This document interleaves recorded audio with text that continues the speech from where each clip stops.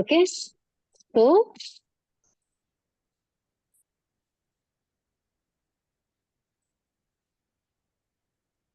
ఎక్కడి దాకా మాట్లాడమంటది?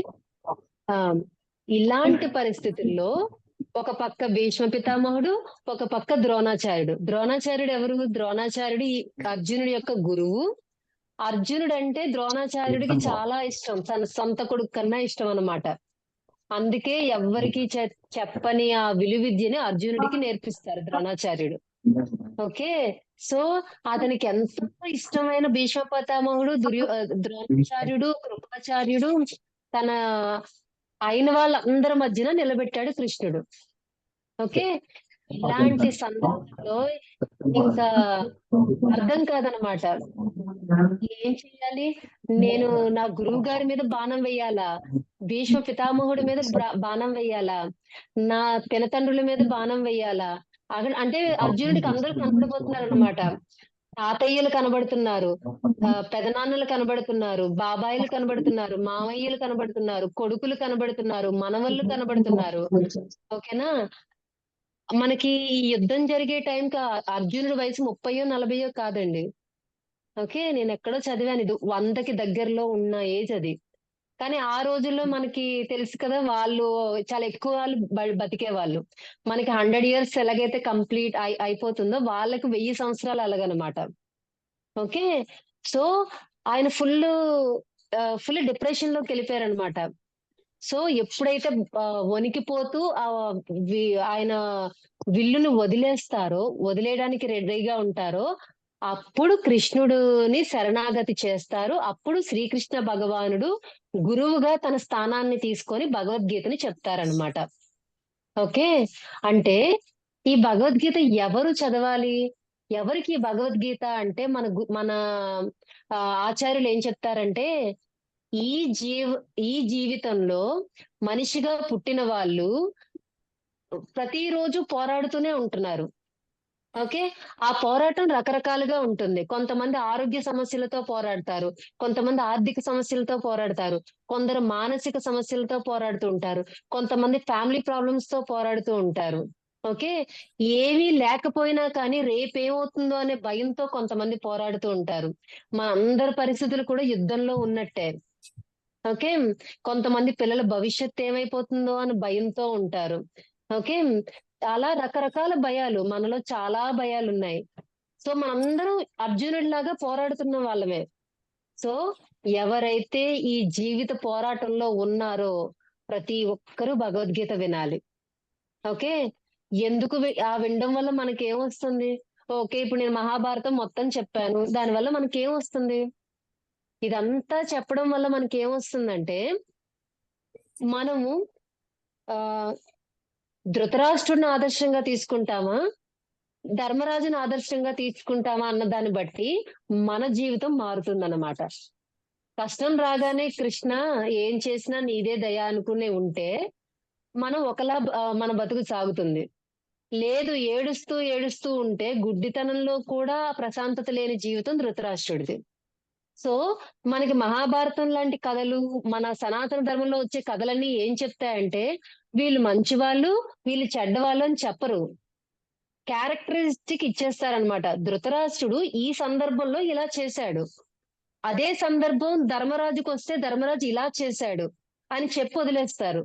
ఇప్పుడు మంచి చెడు తీసుకునే ఇది మనకే వదిలేస్తారనమాట. ఓకే. ఇప్పుడు ఇవన్నీ విన్న తర్వాత ఒకటి మన గురువులు ఏం చెప్తారంటే, మనం ఏది వింటామో అందులో 1% మనకొస్తది. నేను కృష్ణ గురించి వింటూ ఉన్నాననుకోండి, కృష్ణుడిలోని గొప్ప గుణాలలో 1% గుణాలు నాకొస్తే చాలదా మన జీవితానికి? మనం మన సార్థకత అయిపోయినట్టే. ఓకే.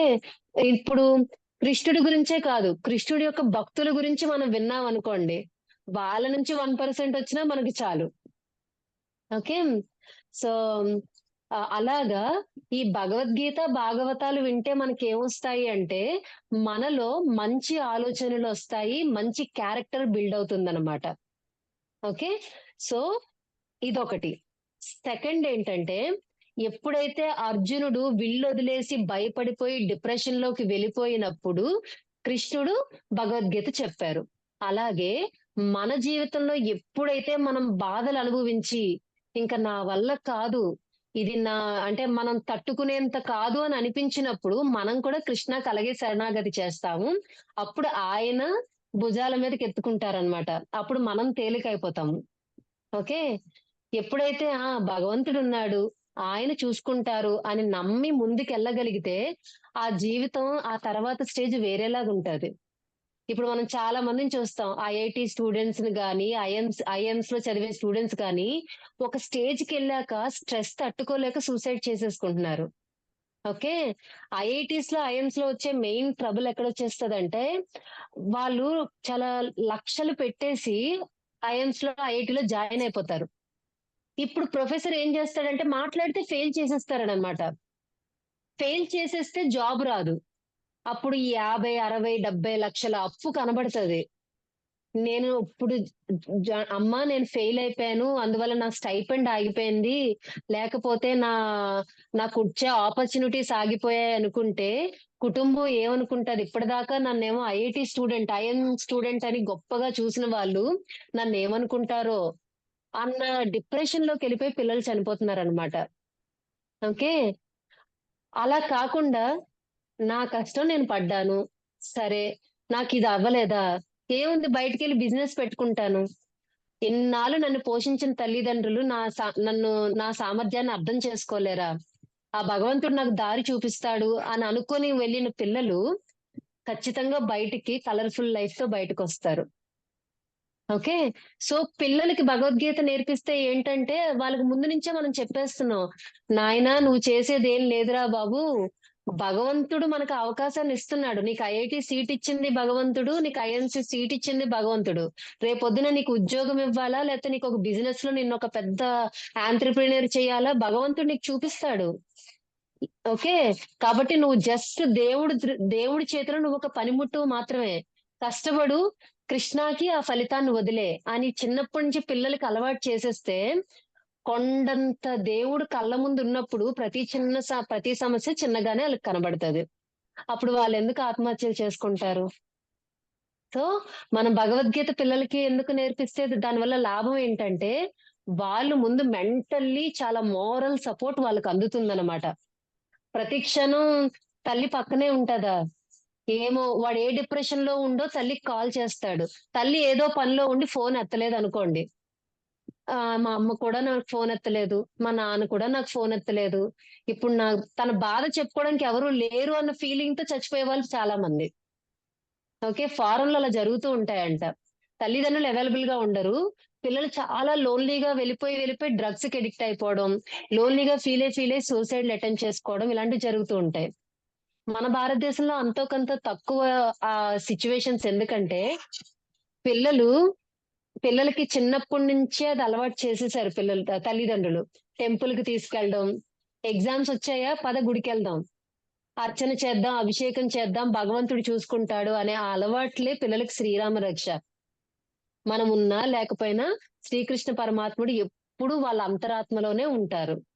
ఆయన కాపాడుతూ ఉంటారనమాట. ఓకే. సో, ఫస్ట్ బెనిఫిట్ ఏంటండి భగవద్గీత చదవడం వల్ల? ఒకటి మన క్యారెక్టరిస్టిక్ శుద్ధవుతుంది. మనము మన స్వభావము ఇంప్రూవ్ అవుతుంది. ఓకే. 2 మనకి డిప్రెషన్ అన్నదే రాదు. ఎందుకంటే కొండంత దేవుడు మన కళ్ళ ముందు కనబడుతూ ఉంటే మనకెందుకు డిప్రెషను?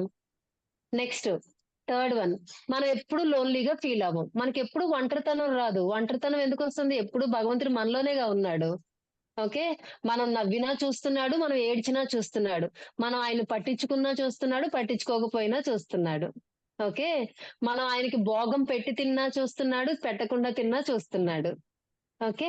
సో, ఎప్పుడూ పరమాత్మ మనలోనే ఉన్నారు కాబట్టి మనకింకే చీకు చింత లేదు. ఈ భావం మనకి స్ట్రాంగ్‌గా వచ్చేస్తదనమాట మనం భగవద్గీత చదివితే.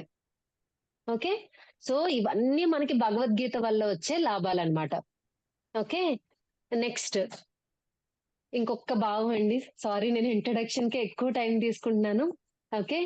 ఈ భగవద్గీత మనం చూస్తే అర్జునుడు, కృష్ణుడు, కృష్ణుడు, అర్జునుడు అంతే కదా మన బుక్కు. ఓకే. ఇక్కడ మీరు అబ్జర్వ్ చేస్తే కృష్ణుడు ఒక డ్రైవర్ కింద ఉన్నాడనమాట. ఓకే. భక్తుడేమో రథ ఆయనేమో రథం ఎక్కి వెనకాతల కూర్చున్నాడు. భగవంతుడేమో రథసారథి అయిపోయి కిందన కూర్చున్నాడనమాట. ఇది అంత చిన్న విషయం ఏం కాదు ఒక డ్రైవర్‌గా మారడం. జస్ట్ ఇమాజిన్ చేయండి. అంటే నేనే ఉన్నాననుకోండి. నేను చాలా పేదరికం నుంచే వచ్చాను. ఇప్పుడు కొంచెం మంచిగా ఉన్నాను. ఇప్పుడు సడెన్‌గా నన్ను ఎవరైనా ఇంట్లోకి వెళ్లి అంట్లు తోముతావా అంటే నేను వెంటనే తోమలేను. నేనేంటి? నేను పని మనిషిగా వెళ్ళడం ఏంటి? నేనింత చదువుకున్నాను. ఒక వెనకేస్తానా లేదా? అది నాకు బాగా అయిన వాళ్ళ ఇంట్లోనే అనుకోండి. అప్పుడేం చేస్తాను? సపోజ్ నేను పద్మజ మాతాజీ ఇంటికి ఫంక్షన్‌కెళ్ళాననుకోండి. మాతాజీ చెప్పకపోయినా నేనెళ్లి గిన్నెలు తోముతాను. ఎందుకంటే మాతాజీ నా మనిషి అని నేను ఫీల్ అవుతాను. ఓకే. అంటే ఇక్కడ కృష్ణ కూడా అంతే. అర్జునుడు ఓకే. నావాడు. అర్జునుడు నన్ను నమ్మాడు. నన్ను నమ్మి ఈ యుద్ధంలో భక్తుడు. నిలబడ్డాడు. హ్మ్. నా భక్తుడు. తనకి ఇప్పుడు శక్తినివ్వాల్సిన ఇది నాది అని చెప్పి శ్రీకృష్ణ భగవానుడు డ్రైవర్‌గా వచ్చారనమాట. ఒక యుద్ధ రంగంలో డ్రైవర్‌గా ఉండడం చాలా కష్టం అనమాట. చాగంటి గారు చెప్తుంటే అప్పుడు వినేటప్పుడు ఇమాజిన్ చేసుకునేదాన్ననమాట. యుద్ధంలోని ఏనుగుల అరుపులు, గుర్రాల హుంకారాలు ఉంటాయన్నమాట. అంటే రథం వెనకాతల కూర్చున్న వాళ్ళు రథసారథికి ఏమైనా చెప్పాలనుకుంటే కాళ్ళతో తంతారనమాట. డొక్కలో తంతూ ఉంటారు. ఎడం వైపు తంతే ఎడం వైపెళ్ళమని, వెన్ను మీద తంతే తిన్నగా వెళ్ళమని, రైట్ సైడ్‌కెళ్ళమంటే రైట్ వైపు తంతూ ఉంటారనమాట. తర్వాత ఎవరైనా బాణం వేసేటప్పుడు రథం మీద ఉన్న వాళ్ళకి తగలకూడదని చెప్పి వీళ్ళు రథాన్ని ఇలా తీసుకెళ్ళిపోతూ ఉంటే, రథం మీద కూర్చున్నవాడు వీళ్ళ మీద పడిపోతూ ఉంటాడంట. ఆళ్ళ కాళ్ళతో అమాంతంగా తల మీద తంతూ ఉంటారంట వెనకాతల కూర్చున్న వాళ్ళు. అంత కష్టాన్ని కృష్ణ అనుభవించారు. అంటే భక్తుడు తంతూ ఉంటే భగవంతుడు అనుభవించాడు. తర్వాత రథం మీద కూర్చున్న వాళ్ళు కొంచెం ఎత్తులో కూర్చుంటారు. రథసారథి కింద కూర్చుంటాడు. గుర్రాల వెనకాతల కూర్చుంటూ ఉంటారు. గుర్రాలు ఆహ్, ఏమంటారు 1, 2 వెళ్తూ ఉంటాయి. అవి వీళ్ళ మీదకొస్తూ ఉంటాయంటండి. అది కూడా వాళ్ళు అనుభవిస్తారంట. ఆ వాసనను అనుభవిస్తూ ఉంటారంట. గుర్రాలు చెమటలు పట్టేసి ఇలా విదిలించుకుంటాయంట. వాళ్ళ చెమటొచ్చి వీళ్ళ మొహం మీద పడతదంట. ఎవరు? మన కృష్ణుడి మీద పడుతుంది. మన కృష్ణుడు ఎవరు? మొత్తం సమస్తాన్ని సృష్టించిన కృష్ణుడు, ఆయన యొక్క నిశ్వాస నుంచి మొత్తం సమస్త సృష్టి వచ్చింది. అలాంటి కృష్ణుడు ఒక గుర్రం యొక్క చెమటని ఆయన మొహం మీద వేసుకున్నారు. దుమ్ము లేచొచ్చి ఆయన కళ్ళల్లో పడితే కనబడకపోతే అది తుడుచుకోవడానికి సమయం కూడా లేకపోతే అలాగే చూసేవాడంట. ఆయన జుట్టు ఇలా విరబూసుకుపోయేదంట. ఓకే. వెనకాతల నుంచి అందరి నుంచి అర్జునుడిని కాపాడాలి. ఓకే. గుర్రాలకి కరెక్ట్‌గా వెళ్ళేటట్టు దారి చూపించాలి. సో, ఇన్ని కష్టాలు అనుభవించి అర్జునుడిని కృష్ణుడు గెలిపించాడనమాట. ఓకే.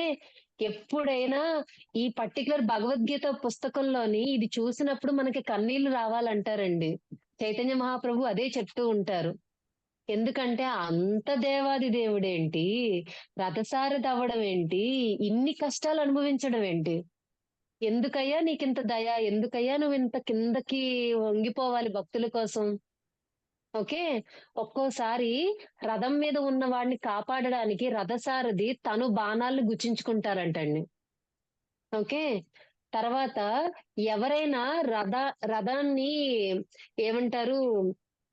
అంటే రథం మీద ఉన్నవాడిని ఓడించాలంటే ఫస్ట్ రథసారథిని కూడా టార్గెట్ చేస్తూ ఉంటారంట చంపడానికి. ఎందుకంటే రథసారథే లేకపోతే రథం ముందుకు వెళ్ళదు. ఒక్కసారి రథం మించి ఆ రాజు కిందకి దిగాడంటే ఓటమిని ఒప్పేసుకున్నట్టేనంటండి. ఓకే.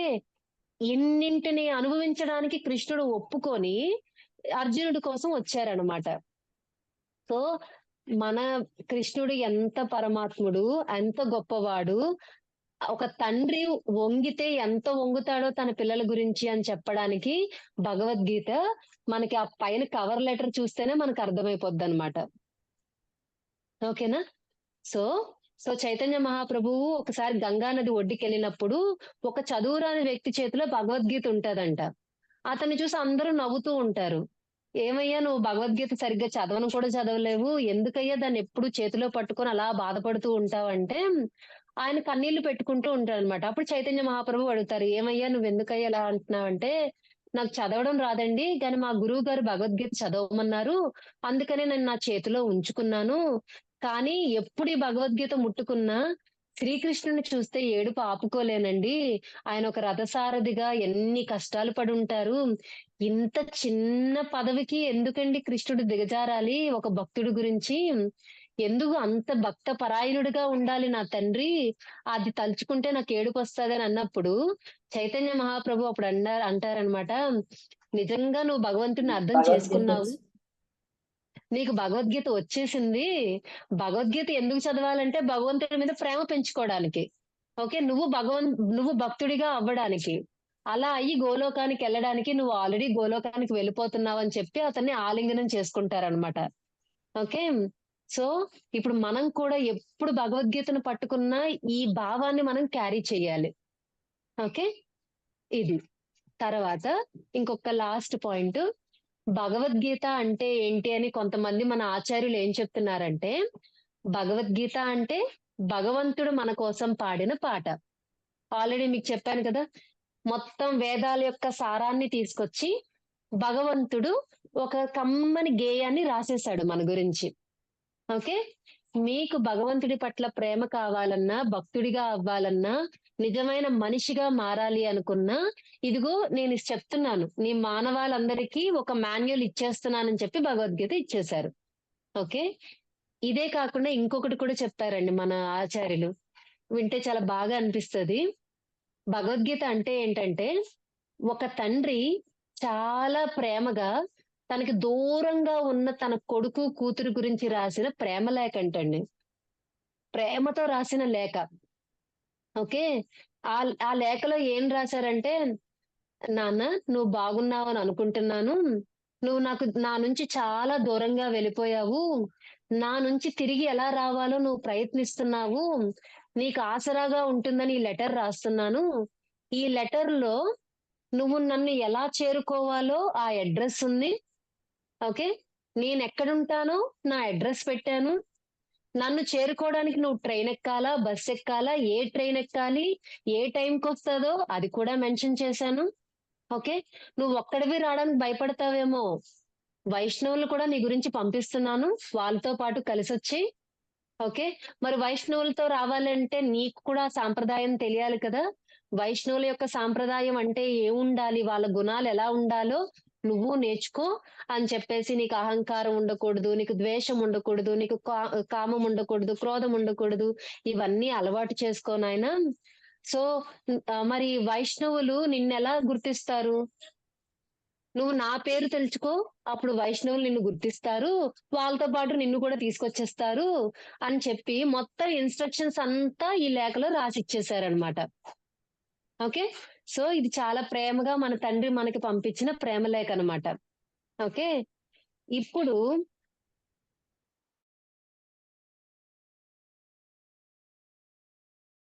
రె ఆయన దగ్గరికి ఎలా వెళ్ళాలో మన గురించి ప్రేమ లేఖ రాసేసారు. అడ్రెస్ ఉంది. ఎలా వెళ్ళాలో ఉంది. ఎవరితో వెళ్ళాలో ఉంది. అన్నీ ఉన్నాయి. ఓకే. మనం అలవాటు చేసుకోవాల్సిన గుణాలున్నాయి. ఓకే. ఇప్పుడు అసలు ఛాలెంజ్ ఏంటంటే, వైష్ణవులతో వెళ్ళాలి అంటే, మనం వైష్ణవులుగా మారాలి. ఆ క్యారెక్టరిస్టిక్స్ రావాలి. అవేమైనా అంత ఈజీయా? కష్టం కదా!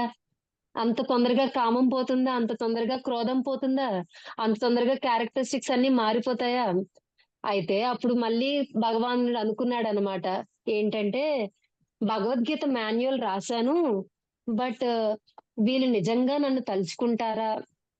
అంటే ఎలా అంటే, మనం భగవంతుడిని తలుచుకుంటూ ఉంటే, మనలో ఉన్న అరిషడ్ వర్గాలన్నీ తగ్గిపోతూ ఉంటాయన్నమాట. అరిషడ్ వర్గాలు తగ్గుతూ ఉంటే, మనం భగవంతుడిని చేరుకునే దారి వెళ్తూ ఉంటదన్నమాట. ఈ 2 హ్యాండ్ ఇన్ హ్యాండ్ ఎళ్తూ ఉంటాయి. ఓకే. మన గుణాలు తగ్గిపోయిన తర్వాత మనం భక్తులుగా మారం. భక్తులుగా అవుతూ ఉండాలి. గుణాలు తగ్గించుకుంటూ ఉండాలి. దానికోసమే భగవంతుడు భాగవతాన్ని రచింపేటట్టు చేశారు. ఓకే. భాగవతంలో ఏం చేశారంటే ఆయన లీలలన్నీ రాసేసారనమాట. అంటే కృష్ణలీలగా నేను ఇలా చేశాను, రామలీలగా నేను ఇలా చేశాను అంటే అవన్నీ మొత్తం మెన్షన్ చేసేసారనమాట భగవంతుడు. ఎందుకు అలా చేశారు అంటే, ఇప్పుడు మనమే ఉన్నాం అనుకోండి, కొంతమందికి కృష్ణుణ్ణి తండ్రిలా చూడడం చాలా ఇష్టం. వాళ్ళు అలా కనెక్ట్ అవుతారు. కొంతమంది కృష్ణుణ్ణి స్నేహితుడిలా కనెక్ట్ అయిపోతారు. సుధాముడి కథ వింటే చాలా మందికి చాలా నచ్చుతది. కొంతమంది బాలకృష్ణుడి రూపాన్ని చాలా ఇష్టపడతారు. కొంతమంది శ్రీరామచంద్రమూర్తి అవతారాన్ని ఇష్టపడతారు. కొంతమంది నరసింహస్వామి అవతారాన్ని ఇష్టపడతారు. ఎవరి మనసుకి ఏ రూపం నచ్చుతాదో ఆ రూపంతో వాళ్ళ మనసులోకి ఆయన చేరుకోవాలని ప్రయత్నిస్తారనమాట భాగవతం ద్వారా. ఎప్పుడైతే భగవంతుడు మన హృదయంలోకి వచ్చారో అప్పుడు మనకి భగవద్గీత అర్థం అవడం మొదలవుతుందన్నమాట. ఎప్పుడైతే భగవద్గీత అర్థం అవ్వడం మొదలవుతుందో మనం వైష్ణవులతో సాంగత్యం మనకి ఏర్పడుతుందన్నమాట. వైష్ణవులతో సాంగత్యం,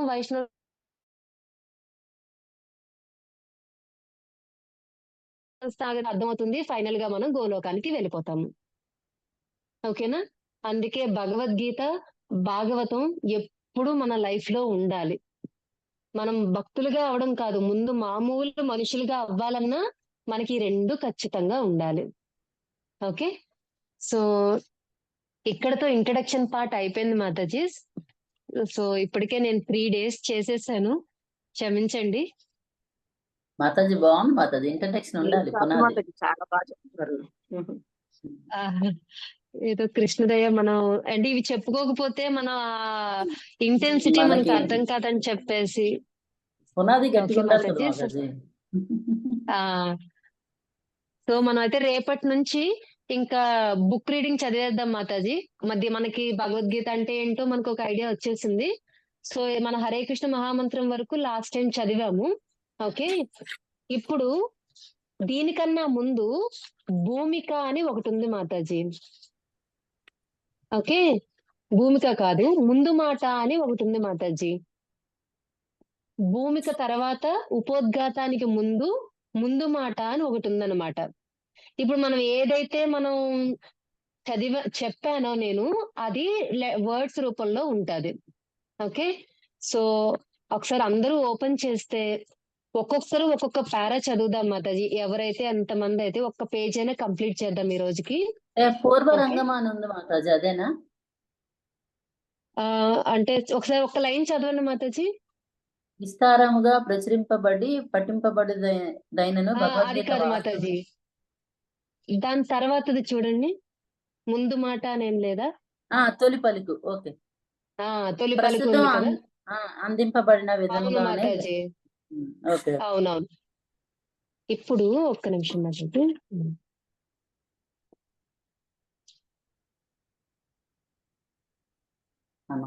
ఓకే, మనం ముందు మాటలోని ఒక్క పారాగ్రాఫ్ మీరు చదవండి హేమలత మాతాజీ. సెకండ్ పారాగ్రాఫ్ పద్మజ మాతాజీ చదువుతారు. ఇంకెవరైనా చదవాలనుకుంటే ఒకసారి నాకు చెప్పండి. ప్రస్తుతం అందింపబడిన విధముగానే తొలుత నేను భగవద్గీత యథాతథమును రచించి ఉంటిని. కానీ తొలుత అది ప్రచురింపబడినప్పుడు దురదృష్టవశాత్తు మూల రచనము శ్రీమద్ భగవద్గీత యందలి అనేక మూల శ్లోకములకు వివరణలు మరియు వ్యాఖ్యానములు లేకుండా 400 పుటల కంటే తక్కువ అగునట్లుగా కుదించబడినది. నేను నా ఇతర రచనలన్నింటి యందును మూల శ్లోకములు, వాటి ఆంగ్ల లిపి, ఆంగ్లమున ప్రతిపదార్థము, అర్థము, భాష్యములను ఒక పద్ధతిలో అందజేసితిని. ఆ పద్ధతిచే గ్రంథము ప్రామాణికము మరియు పాండిత్యముతో కూడి భావము సులభంగా స్పష్టమైనది. భగవద్గీత మూలము ప్రతిని అట్లు కుదించుటకు నాకు నచ్చలేదు. కానీ తదనంతరము కాలమున భగవద్గీత యథాతథము యొక్క అవసరము పెరిగినప్పుడు పలువురు పండితులు, భక్తులు దాన్ని మూల రూపమునందు అందించమని నన్ను అర్థించిరి. కనుకనే కృష్ణ చైతన్యోద్యమును మరింత ప్రామాణికముగాను శక్తివంతముగాను సుస్థాపితం చేయుటకు పరానుగతమైన వ్యాఖ్యానములతో ఈ జ్ఞాన గ్రంథం యొక్క మూల రూపమును అందించుటకు ప్రయత్నించి తిని. హరే కృష్ణ మాత. హరే కృష్ణ మాతాజీ. ఒక్క నిమిషం మాతాజీ, ఈ పేర ఒక్కసారి మాట్లాడేసుకుందాం మాతాజీ. ఓకే, ఇక్కడ ఏమైందంటే మాతాజీ భగవద్గీతని ఫస్ట్ శ్రీల ప్రభుపాదుల వారు రాసిన తర్వాత ఫస్ట్ ఇండియాలో రాస్తారు మాతాజీ. ఇండియాలో రాసి ఆ పుస్తకాన్ని అంతటిని ఇంట్లో పెడితే ఇంట్లో వాళ్ళే అమ్మేస్తారనమాట. ఆయన ఎన్నో అంటే అది భగవద్గీత విలువ తెలియదు కదా, సో వాళ్ళు అమ్మేస్తారు. 700 శ్లోకాలకి ఆయన మొత్తం అనువాదం ఇంగ్లీష్ లో చేస్తే అదంతా ఒక 20 రూపాయలకో ఎంతో, అంటే ఇప్పటి రోజుల్లో ఒక 20-30 రూపాయలకి అమ్మేశారనమాట. ఆ భగవద్గీతను ప్రచురించడం కోసం అని చెప్పేసి శ్రీల ప్రభుపాదుల వారు ఎంతో కష్టపడ్డారు. మళ్ళీ తీసుకొచ్చి మళ్ళీ రాయడం మొదలు పెట్టారనమాట. ఎప్పుడైతే ఆయన యుఎస్ లో ఉంటారో అప్పుడు రాయమని, అప్పుడు దాన్ని పబ్లిష్ చేయమని చెప్పి అప్పుడు యుఎస్ అక్కడ ఉన్న పబ్లిషర్స్ ని అడిగితే వాళ్ళు ఏమంటారంటే, ఈ పుస్తకం చాలా ఎక్కువగా ఉంది, ఇందులో ఏదైనా మీరు తీసేయండి, చిన్నగా చెయ్యండి, అప్పుడు ప్రచురిస్తాము అని అడుగుతారు. అప్పుడు శ్రీల ప్రభుపాదుల వారు చాలా బాధపడతారనమాట. ఇప్పుడు మీరు భగవద్గీత చూడండి, ప్రతి శ్లోకానికి కిందన ఒక్కొక్క వర్డ్ కి మీనింగ్ ఉంటది. ఓకే, అప్పుడు ఏం చేశారంటే పుస్తకం సైజ్ పెరిగిపోతుందని చెప్పి ఆ వర్డ్ టు వర్డ్ మీనింగ్స్ అన్ని తీసేసి ఓన్లీ శ్లోకము, తాత్పర్యము, భాష్యము రాశారనమాట. అప్పుడు శ్రీల ప్రభుపాదుల వారు చాలా బాధపడ్డారనమాట. ఎందుకంటే సాంస్క్రిట్ లో ఒక పదానికి దగ్గర దగ్గర 200 మీనింగ్లు కూడా ఉండొచ్చు అంట మాతాజీ. సాంస్క్రిట్ చాలా అద్భుతమైన లాంగ్వేజ్. అది మనం వాడే సందర్భం బట్టి దాని మీనింగ్ మారిపోద్ది అనమాట. ఇప్పుడు ఎవరైనా దీన్ని సరిగ్గా అనువదించలేదు అనుకోండి మాతాజీ, ఏమవుతుందంటే తప్పు భావం వెళ్ళిపోద్ది అనమాట. ఒక శ్లోకానికి కరెక్ట్ భావం వెళ్ళదు, తప్పుగా వెళ్ళిపోతూ ఉంటదన్నమాట. దానికి కూడా మనకి ఒక, అంటే మీకు పర్లేదు కదా మాతాజీ, ఒక 5 minutes అయితే? చెప్పండి చెప్పండి చెప్పండి. ఓకే. సో అయితే ఏమవుతదంటే దీనికి ఒక ఎగ్జాంపుల్ చెప్తారు మాతాజీ మన ఆచార్యులు. రామాయణంలో ఘటన తీసుకుంటారనమాట.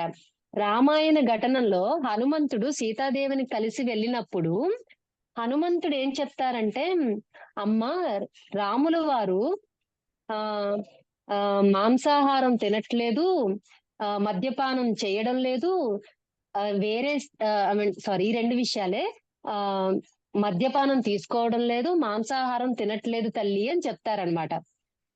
ఇది రామాయణంలో ఒక శ్లోకము, దాని యొక్క భాష్యము అలా ఉంది.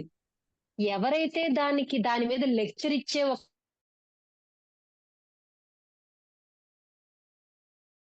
అతను దేవితో సీతాదేవితో రాముడు కలిసి ఉన్నప్పుడు మాంసాహారం తినేవాడు, మద్యపానం చేసేవాడు, అంటే త్రేతాయుగంలో ఈ 2 కూడా సమ్మతమే అని చెప్పారంట. కానీ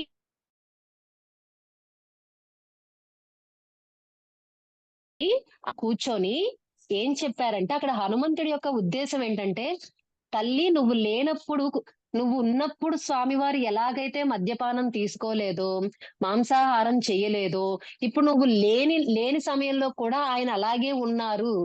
అది అసలు భావం. కానీ దాని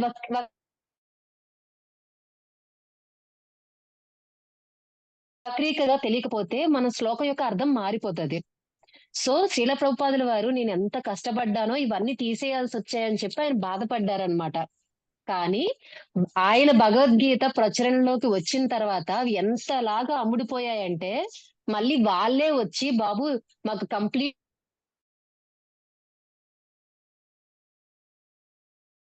వర్చారనమాట. అందుకే దీని పేరు యథాతథం, ఒక్క ముక్క కూడా తీయలేదనమాట. ఓకే, సో అది ఫస్ట్ పారా మాతాజీ. పద్మజ మాతాజీ ఇప్పుడు 2వ చదవరా? హరే కృష్ణ మాతాజీ. హరే కృష్ణ. భగవద్గీత యథాతథమును ఆధారం చేసుకున్న కారణముననే మా కృష్ణ చైతన్యోద్యమం యథార్థమును, చారిత్రకముగా, ప్రామాణికమును, దివ్యమును అయి ఉన్నది. ప్రపంచమంతటను ఇది క్రమముగా అత్యంత జనసమ్మతమైన ఉద్యమముగా అగుచున్నది. ముఖ్యముగా యువతలో ఇది మిక్కిలి ఆదరణను పొందుచున్నది. పెద్దవారు కూడా దీని యందు అభిరుచిని పొందుతున్నారు. మా శిష్యులు, తండ్రులు, తాతలు మా అంతర్జాతీయ కృష్ణ చైతన్య సంఘమునందు శాశ్వత సభ్యులుగా అగుచు మమ్ము ప్రోత్సహించుచున్నారు. ఈ కృష్ణ చైతన్యోద్యమమును నేను ప్రపంచమంతటను నడుపుతున్నందుకు తమ కృతజ్ఞతలు తెలుపు నిమిత్తమై పలువురు తల్లిదండ్రులు లాస్ ఏంజలస్ లో నన్ను కలుసుకునేవారు. కృష్ణ చైతన్యోద్యమమును నేను అమెరికాలో ప్రారంభించుట అనున్నది అమెరికా దేశస్థుల గొప్ప భాగ్యమని కొందరు పలికియుండిరి. కానీ ఈ ఉద్యమమునకు ఆది జనకుడు స్వయముగా శ్రీకృష్ణ భగవానుడే. అత్యంత పూర్వకాలమునందే ఇది ఆరంభమై పరంపరానుగతంగా మానవ సంఘమునకు లభించింది. ఈ విషయమున నాకు ఏదేని కీర్తి లభించి ఉన్నచో అది నాకు చెందినది కాదు. అస్మద్ గురువర్యులైన ఓం విష్ణుపాద పరమహంస పరివ్రాజకాచార్య అష్టోత్తర శత శ్రీమద్ భక్తి సిద్ధాంత సరస్వతి గోస్వామి మహారాజుల వారికి అది చెందగలదు. హరే కృష్ణ. హరే కృష్ణ. ఓకే. సో ఇక్కడ ఏంటంటే మీకు అర్థమవుతున్నదే నేను మళ్ళీ రిపీట్ చేస్తున్నాను మాతాజీ. సో ఇక్కడ చాలా మంది ఏంటంటే ఇస్కాన్ అంటే మీరు ఇస్కాన్ మతస్థులా అని అంటూ ఉంటారు. సో ఇస్కాన్ అన్నది సెపరేట్ మతం అయితే కాదు మాతాజీ. మన సనాతన ధర్మంలోని మన వైష్ణవులు అనే వాళ్ళు ఏదైతే పాటిస్తారో అదే ఇస్కాన్ పాటిస్తుంది. భాగవతం, భగవద్గీత మనకి ప్రామాణికం అన్నమాట. ఓకే. కృష్ణుడు ఏం చెప్పాలనుకున్నాడో దాన్ని యథాతథంగా సహజంగా మనకు అందించే ప్రయత్నం చేస్తున్నారనమాట. ఓకే. సో ఇప్పుడు ఎప్పుడైతే మీకు ఆల్రెడీ తెలుసు, శ్రీల ప్రభుపాదుల వారు కేవలం 40 రూపాయలతో అమెరికా వెళ్ళారు.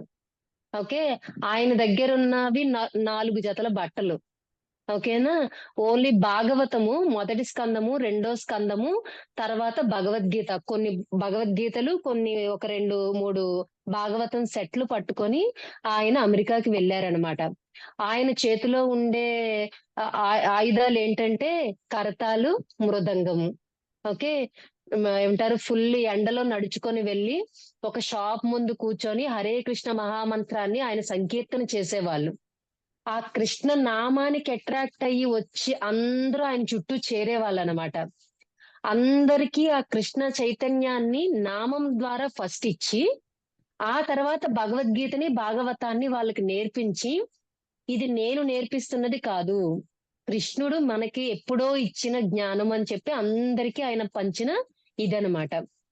సో కృష్ణ చైతన్య ఉద్యమం స్టార్ట్ అయిన తర్వాత యాక్చువల్ గా ఏంటంటే శ్రీల ప్రభుపాదుల వారు ఇండియాలోనే సంస్థ స్టార్ట్ చేయడానికి ట్రై చేశారు. ఝాన్సీ అనే ఒక గ్రామంలో ట్రై చేశారనమాట. కానీ మనకి ఇండియాలో యాజ్ యూజువల్ పాలిటిక్స్ ఎక్కువ కదా. సో ఈయన ఎక్కడైతే టెంపుల్ అయితే స్టార్ట్ చేశారో అది వేరే సంక్షేమ పథకాలకి కావాలని చెప్పేసి ఆ విగ్రహాలని ఆయనకి ఇచ్చేసి ఆయన్ని మెడపెట్టుకుని బయటికి గెంటేశారనమాట. అప్పుడు కన్నీళ్లతో ఆయన బయటికి వచ్చి అమెరికాకి వెళ్ళి ఇస్కాన్ స్థాపించారు. ఓకే. సో ఏమంటారు, అమెరికాలో స్థాపించడానికి ఆయనకు అనుకూలమైన పరిస్థితులు ఏర్పడ్డాయి. అలాగని ఇస్కాన్ అమెరికా సంస్థ కాదు. వాటి వెనకాతల మూలాలన్నీ కూడా మన కృష్ణ భగవానుడు మనకి చెప్పిన మంచి మాటలే, ఆ మంచి ఆచారాలే అన్నమాట. ఓకే. ఆయన దగ్గర శిష్యులుగా చేరిన వాళ్ళే కాదంట, వాళ్ళ తండ్రులు, వాళ్ళ తాతయ్యలు అందరూ కూడా వచ్చి చాలా మెచ్చుకునే వాళ్ళనమాట. ఇన్ని మంచి మంచి అలవాట్లు నేర్పుతున్నారు మా పిల్లలకి అని చెప్పేసి. అది ఇక్కడ చెప్పారు మాతాజీ. ఓకే. ఈ రోజుతో ఇక్కడతో ఆపుదాం మాతాజీ. ఐ థింక్ నేను చాలా ఎక్కువ టైం తీసుకున్నాను. ఓకే. సో ఇక్కడ నుంచి ఏంటంటే ఇలాగే మాతాజీ ఒక్కొక్కరు ఒక్కొక్క పారా చదువుకుందాము, డిస్కస్ చేసుకుందాము. ఓకే. సో ఒక చిన్న రిక్వెస్ట్ అయితే ఉంది. మొత్తం క్లాస్ అంతా అయిపోయిన తర్వాత మీరు రీకాల్ చేసుకోండి. మీకు ఏ పాయింట్ బాగా నచ్చిందో వాయిస్ మెసేజ్ అయితే వాయిస్ మెసేజ్, తర్వాత టెక్స్ట్ అయితే టెక్స్ట్, ఏదో ఒకటి చిన్నగా పెట్టండి. ఓకే. అంటే మన మాతాజీ దగ్గర నేర్చుకున్నదే అది. ఎందుకంటే ఎప్పుడైతే మనం విన్నది మళ్ళీ ఒక్కసారి గుర్తు చేసుకొని అందులో ఒక్క పాయింట్ మనం తిరిగి చెప్పగలిగితే అది మనకి బాగా గుర్తుంటుందన్నమాట. ఓకే మాతాజీ. సో మనకి గ్రూప్ ఉంది కదా, ఆ గ్రూప్ లో మీరు ఆడియో మెసేజ్ పెట్టండి.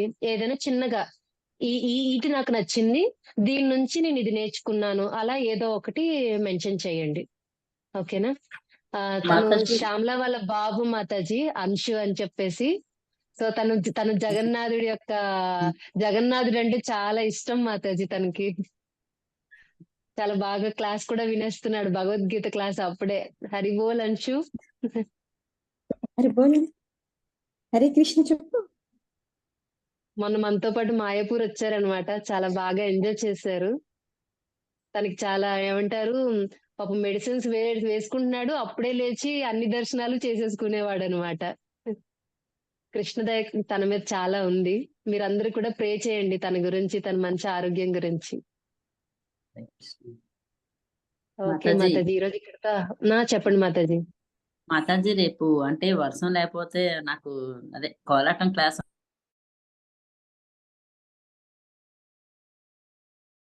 ఉంటా మాతాజీ పెడతాను మాతాజీ.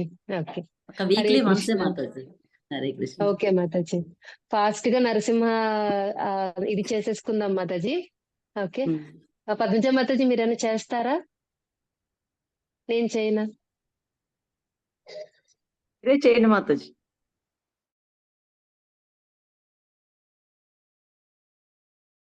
చేసేయండి మాతాజీ నరసింహ స్తోత్రం. నమస్తే నరసింహాయ, నమస్తే నరసింహాయ, ప్రహ్లాదలా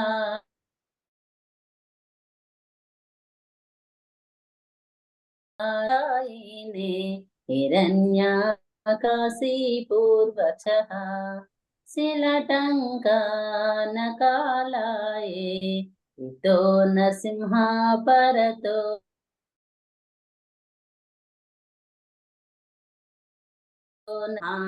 బహే నరసింహ హృదయే నరసింహ,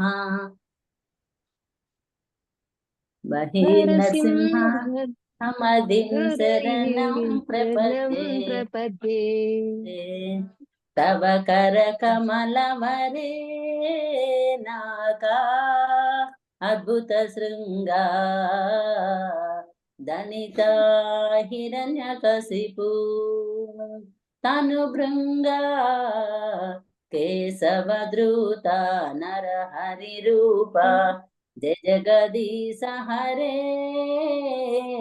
జయ జగదీశ హరే, జయ జగదీశ హరే, జయ నరసింహతే, జయ నరసింహతే, జయ నరసింహతే, జయ నరసింహతే, జయ ప్రహ్లాద్ మహారాజ్, జయ ప్రహ్లాద్ మహారాజ్, జయ ప్రహ్లాద్ మహారాజ్, జయ భక్త ప్రహ్లాద్, జయ జయ ప్రభుపాల్ ప్రభుపాల్ ప్రభుపాల్, జయ జయ గురుదేవ్ గురుదేవ్ గురుదేవ్ గురుదేవ్, నిత్య గౌర హరి బోల్ హరి బోల్ హరి బోల్ హరి బోల్. జై శ్రీకృష్ణ పరబ్రహ్మ. వైష్ణవ భక్తులందరూ all glories to Guru and Gauranga, all glories to Krishna. వైష్ణవులందరికీ దండవత్ ప్రణామాలు మాతాజీ. హరే కృష్ణ. మళ్ళీ రేపు కలుద్దాం మాతాజీ. హరే కృష్ణ. హరే హరే కృష్ణ. హరే కృష్ణ.